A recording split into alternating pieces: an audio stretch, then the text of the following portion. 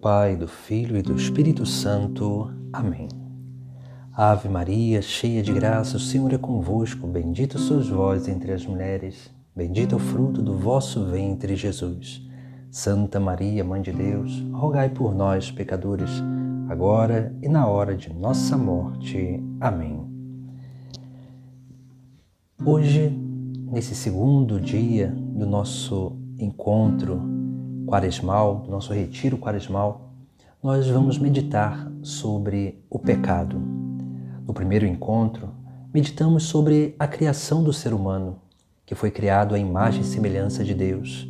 Hoje vamos meditar essa desordem que foi gerada na condição humana. Essa desordem que nós experimentamos dia após dia, por conta daquilo que foi transmitido dos primeiros pais, de Adão e Eva. Mas hoje nós vamos entender um pouco melhor a origem desse pecado. Por isso que nós vamos meditar principalmente sobre o capítulo 1 e o capítulo 3 do livro do Gênesis. Porque no capítulo 1 nós temos aqui uma coisa que muitas vezes nos passa despercebido dos nossos olhares quando nós lemos esse texto sagrado. No capítulo 1 do livro do Gênesis vai dizer assim: no princípio Deus criou o céu e a terra estava deserta e vazia, as trevas cobriam o abismo e o Espírito de Deus pairava sobre as águas. Deus disse: faça-se a luz, e a luz se fez. Deus viu que a luz era boa. Deus separou a luz das trevas. A luz Deus chamou dia, e as trevas chamou noite. Houve uma tarde e uma manhã, o primeiro dia. Aqui nós vemos, nesse primeiro dia da criação, algo bem interessante, porque nós vamos percebendo que Deus vai dizer, faça-se a luz. E o texto sagrado vai dizer, e a luz se fez. Esse texto, ele tem uma grande semelhança com o texto do Evangelho de São João, porque São João, ele faz questão de citar, às vezes, de forma implícita, os textos, principalmente do livro do Gênesis e do livro do Êxodo. Quando São João, no primeiro capítulo, fala sobre aquilo que é a encarnação do Verbo, ele vai dizer, e a palavra, no capítulo 1, versículo 14, e a palavra se fez carne e veio habitar entre nós. Olha como o texto é muito semelhante. E a palavra se fez carne. É como se essa palavra, pela sua própria força, se revelasse ao ser humano. Assim também essa luz, quando Deus diz, faça-se a luz se fez, como se ela se fizesse pela sua própria força, seu próprio poder. E aqui nós vamos ver depois uma coisa interessante, porque ali vai dizer que Deus separou a luz das trevas. A luz Deus chamou dia e as trevas chamou noite. Mas se nós olharmos muito bem no texto, no relato da criação, nós vamos ver que Deus cria o sol, que é o protagonista do dia e da noite, de uma forma material. O sol é criado só depois do terceiro dia, no quarto dia. E isso significa que essa luz que se faz não é a luz do sol, essa luz material, mas sim a luz espiritual. Aqui os santos padres da igreja vão dizer que nesse momento acontece a rebeldia dos anjos, de parte dos anjos, onde Lúcifer vai como que convencer outros anjos a se rebelarem contra Deus. Porque nesse momento a luz se faz. Nesse momento Deus dá uma capacidade de contemplação aos anjos, uma capacidade maior de contemplação aos anjos, para que eles pudessem contemplar aquilo que seria, sim, primeiro, a sua missão, que seria de auxílio de toda a criação, e ali os anjos contemplam que Deus vai criar o ser humano, e os anjos teriam que servir essa criatura, que na concepção deles era uma criatura material, não era um puro espírito, e era uma criatura inferior a eles. E aqui também Deus se revela como Trindade e revela esse plano também da encarnação do Verbo. E o demônio, Lúcifer, vai dizer: não servirei. E aqui nós temos também um outro paralelo. É claro que esse não servirei vem da tradição, mas esse paralelo do não servirei do demônio, da desobediência do demônio, com a obediência da Virgem Maria, que vai dizer: eis aqui a serva do Senhor. Assim como depois nós vamos ver que o pecado de Adão e Eva é sim um pecado de desobediência, de não servir a obra de Deus, nós vamos ver também que aqui, da mesma forma que o pecado entra por um ato de desobediência, é por um ato de obediência que a vida entra nesse mundo, que a salvação entra nesse mundo. Por isso nós precisamos compreender que nesse momento acontece a rebeldia do diabo, a rebeldia de Satanás, de Lúcifer. E é nesse momento que aqui Deus separa as luzes das trevas. E aqui nós vemos também uma outra coisa, onde São Paulo ele vai nos exortar para que nós não sejamos filhos das trevas, mas sim filhos da luz. Quando nós vemos essa realidade, nós percebemos que aqui acontece, podemos dizer, o princípio de uma desordem. Por isso que na oração do Pai Nosso, Jesus Cristo, ele nos ensina, no final da oração, ele vai nos ensinar a pedir para sermos libertos do maligno. Infelizmente, a nossa tradução, ela não é boa, porque coloca mais livrai-nos do mal, mas na verdade não é o mal. O que nós pedimos para sermos livres é do maligno, daquele que é o autor de toda maldade. E aqui nós precisamos também entender, porque essa realidade do mal, o mal ele é sempre, podemos dizer que o mal não existe, mas o mal ele é sempre a ausência do bem. Nós podemos dizer que o mal não existe porque Deus não criou o mal. Deus criou tudo bom, tudo perfeito. Essa é a criação de Deus. Mas quando essa criação ela se afasta desse bem natural, essa criação ela vai ficando desordenada, ela vai gerando um mal.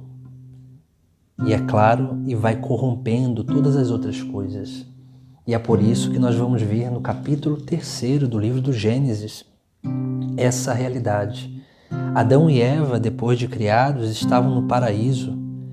Deus deu uma ordem para que eles não comessem daquele fruto da árvore, do conhecimento do bem e do mal. Veja que Deus ele dá um ordenamento, mas Eva vai perceber que é bom se alimentar daquele fruto.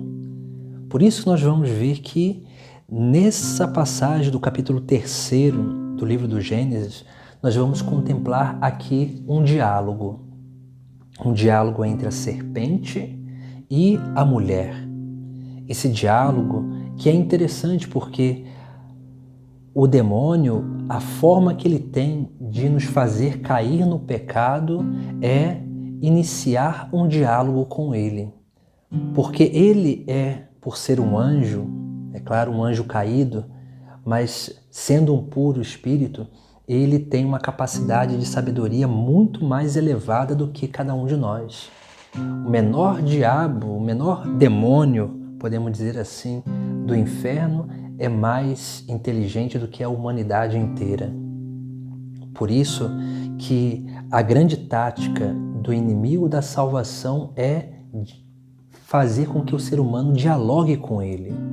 Por isso que ele começa, a serpente vai dizer à mulher: é verdade que Deus vos disse, não comais de nenhuma das árvores do jardim?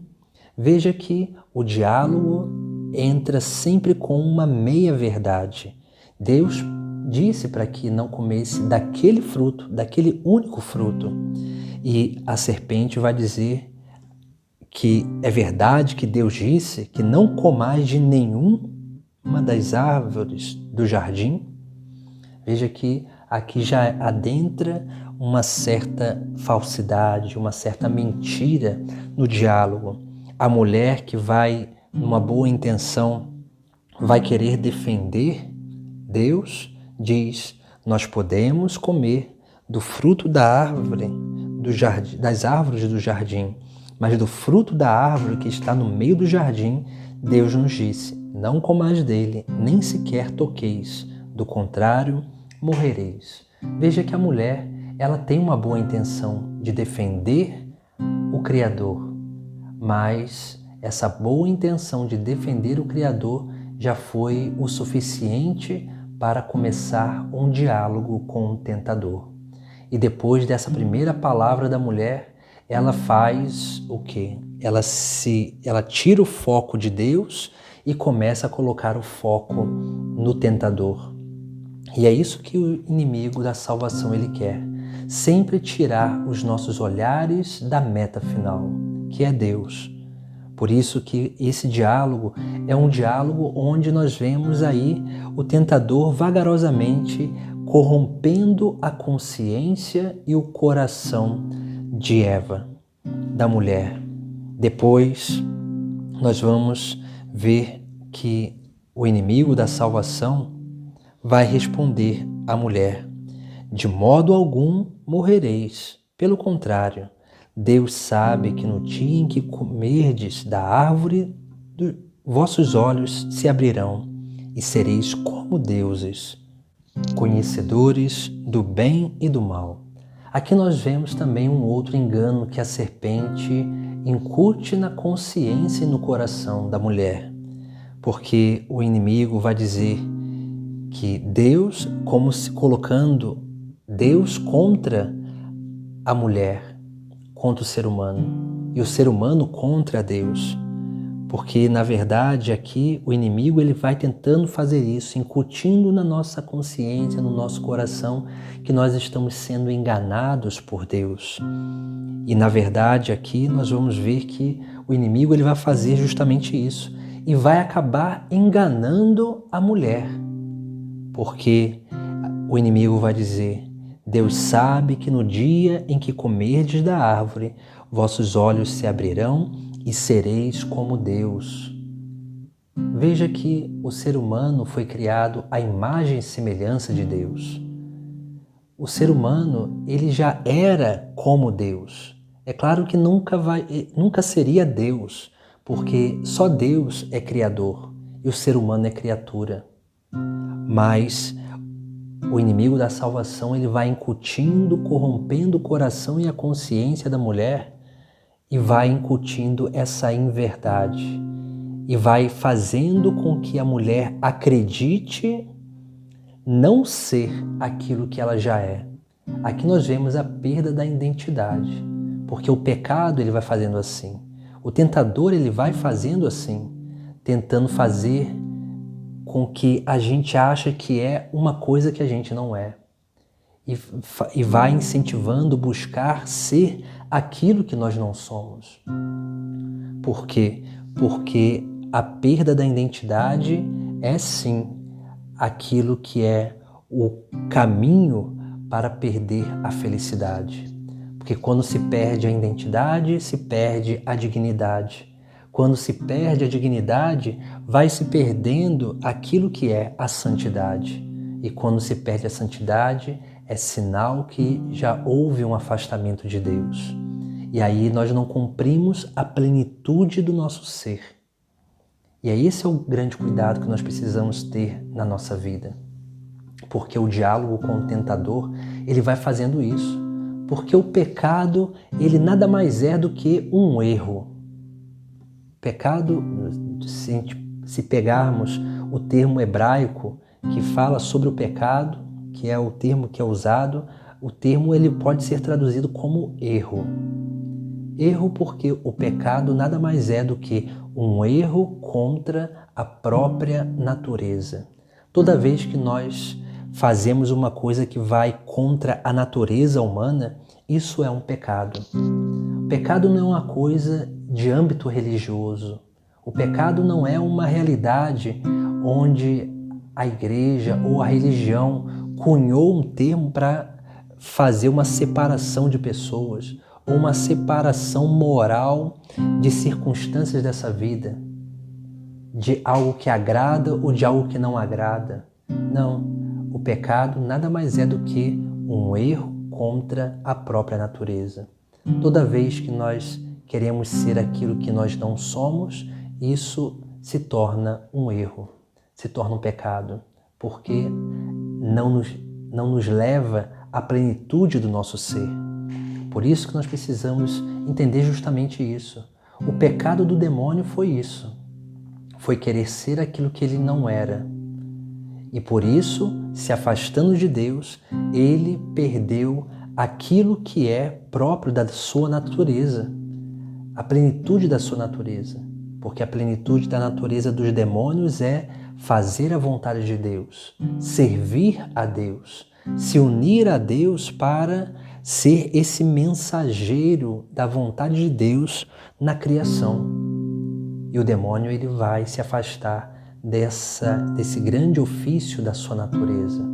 Assim também nós precisamos ter esse grande cuidado para que a gente não se afaste daquilo que é a nossa natureza, aquilo para a qual nós fomos criados, porque quando nós nos afastamos, isso sim é o pecado. Por isso que nós vamos ver algo muito interessante, que são as consequências do pecado. O pecado ele tem consequências. São Paulo vai dizer na carta aos Romanos, no capítulo 6, ele vai dizer assim, versículo 23, com efeito, a paga do pecado é a morte. Veja que São Paulo nos exorta que a morte é a consequência do pecado, mas não só a morte corporal, mas principalmente a morte espiritual. Porque a morte espiritual é aquilo que é a morte eterna. A morte corporal é a morte para esse tempo passageiro. Por isso, temos que ter esse grande cuidado com o tentador. Precisamos também ter esse cuidado com essa nossa natureza desordenada. Porque nós fomos criados perfeitos, mas o pecado, ele corrompeu aquilo que era a perfeição da criação de Deus e gerou em nós essas desordens interiores, desordens que nós vamos contemplar no nosso próximo encontro. Mas hoje é importante entender justamente isso, que o tentador, ele vem, como diz no Evangelho de São João, no capítulo 10, São João, quando fala do bom pastor, ele vai falar também do assaltante. São João diz que o assaltante, ele vem para roubar, matar e destruir. O que significa roubar, matar e destruir? Ele vem roubar a nossa esperança no reino dos céus, ele vem matar a nossa fé e ele vem destruir a nossa capacidade de caridade. Porque a caridade ela só é manifesta em sua plenitude da nossa vida quando nós começamos a restaurar aquilo que é a imagem e semelhança de Deus em nós.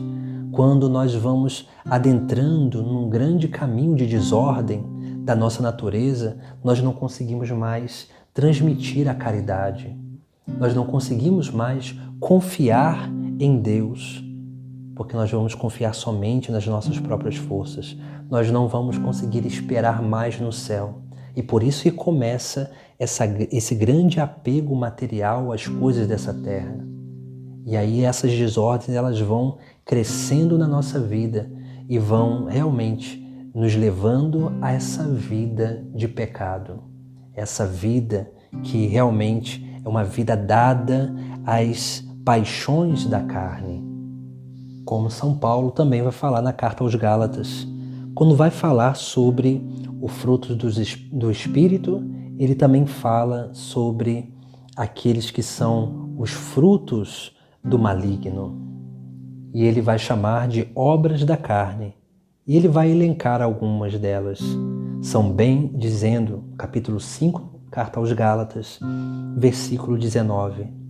São bem conhecidas as obras da carne: imoralidade sexual, impureza, devassidão, idolatria, feitiçaria, inimizades, contendas, ciúmes, iras, intrigas, discórdias, facções, invejas, bebedeiras, orgias e outras coisas semelhantes.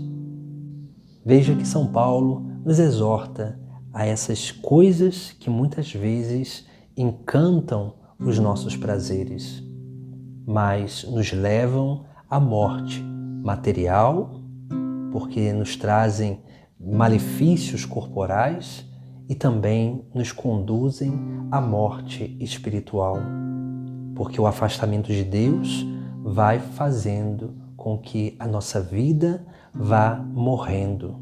E naturalmente, na eternidade, nós receberemos aquilo que nós buscamos nessa terra. Se foi Deus, alcançaremos Deus.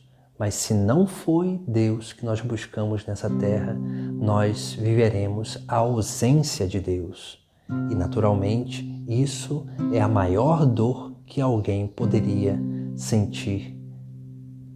E isso é, sim, o grande tormento do inferno, a ausência de plenitude. Por isso que nós precisamos cuidar sempre da nossa consciência e do nosso coração, porque são essas duas realidades, a consciência e o coração, que são, podemos dizer que são as sedes daquilo que são os anseios profundos da nossa alma, que refletem nessas duas realidades.